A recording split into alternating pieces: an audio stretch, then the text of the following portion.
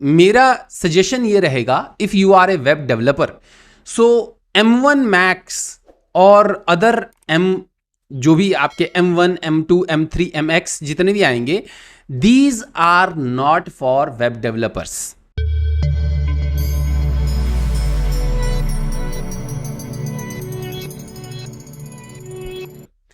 The reason behind this, मैं आपको reason भी इसका समझाता हूं. सबसे पहले कि these are not for web developers because servers are not ARM servers. आप जहां पर भी वेबसाइट वगैरह डिप्लॉय करते हैं अपना, those are not ARM servers. और अगर आप कंटेनराइज्ड की बात करें, कंटेनराइजेशन की बात करें अगर हम, तो अभी I am not very much sure, अभी कंटेनराइजेशन का जो इम्प्लीमेंटेशन है, आर्म बेस्ड कंटेनर्स जो हैं वो अभी कुछ ही रेडी हैं. सो जितने भी सर्वर्स हैं, all of those servers are basically x86 servers. आपके चाहे आप इंटेल के सर्वर ले लें, चाहे आप AMD के सर्वर ले लें, जितने भी सर्वर्स हैं वो x86 सर्वर हैं. इसका विंडोज़ और लिनक्स ऑपरेटिंग सिस्टम से कोई लेना देना नहीं है. हालांकि most of the servers run on Linux operating system. तो आपके लिनक्स भी आर्म बेस अभी आया है कि नहीं आया है मुझे बहुत ज़्यादा नहीं पता है, लेकिन जितना मुझे लगता है कि नहीं आया है. और मैंने ये चीज़ देखा है कि अभी .NET 6 में भी आर्म सपोर्ट आ तो गया है, वो ऑब्वियसली चलेगा. तो आपके लोकल डेवलपमेंट में अगर आप एक वेब एप्लीकेशन बना रहे हैं, if you are developing a web application on your local machine, the thing will difference, like the output of things may vary, the performance may vary, how it works. Maybe आपके M1 पे चूंकि .NET का ARM support है, it will work faster, but on actual server your code may give some issues. So my suggestion, that's the reason what happens that many companies nowadays they are doing containerized development, and while doing development also they use containers. They ask their developers to like create containers and run their applications in container because they deploy in containers. The containerized deployment is cheaper.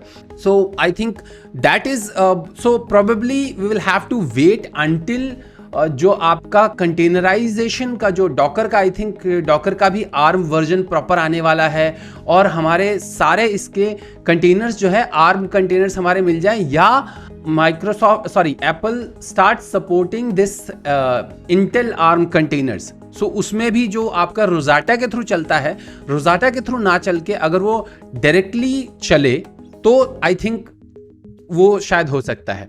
So I might be chewing my own words, but मेरे ख्याल से this particular Apple M1 chips are not for web developers. If you are a mobile developer, probably you should go for M1 chips.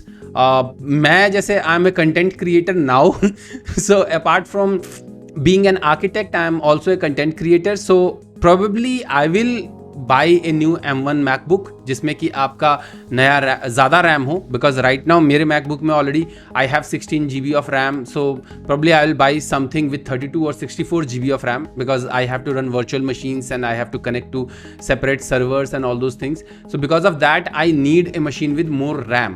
So probably content creator के लिए it is a good like MacBook. Another reason, if you are an app developer, so nowadays most of the applications, because जो आपके Android है, Android SDK जो आपका है, Android studio, that also has came up with ARM support.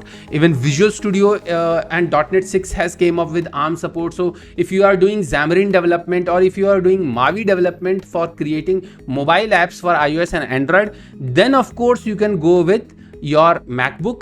But if you are doing pure web development using any web technologies, be it React, be it Angular, be it anything, my suggestion would be to go for any Intel based machine rather than going for Apple machine.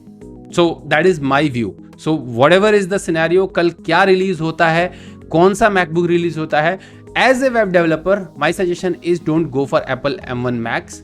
Go for regular Intel machines unless and until you are a content creator or you are a mobile app developer. इन दोनों के situation में आप अपना M1 Mac खरीद सकते हो. Otherwise don't go for M1 Mac, buy an Intel machine. आपको और इंटेल मशीन सस्ती भी पड़ेगी, 70-80 हज़ार रुपये में अच्छा लैपटॉप आपको मिल जाएगा. I might create a video on better developer laptops pretty soon.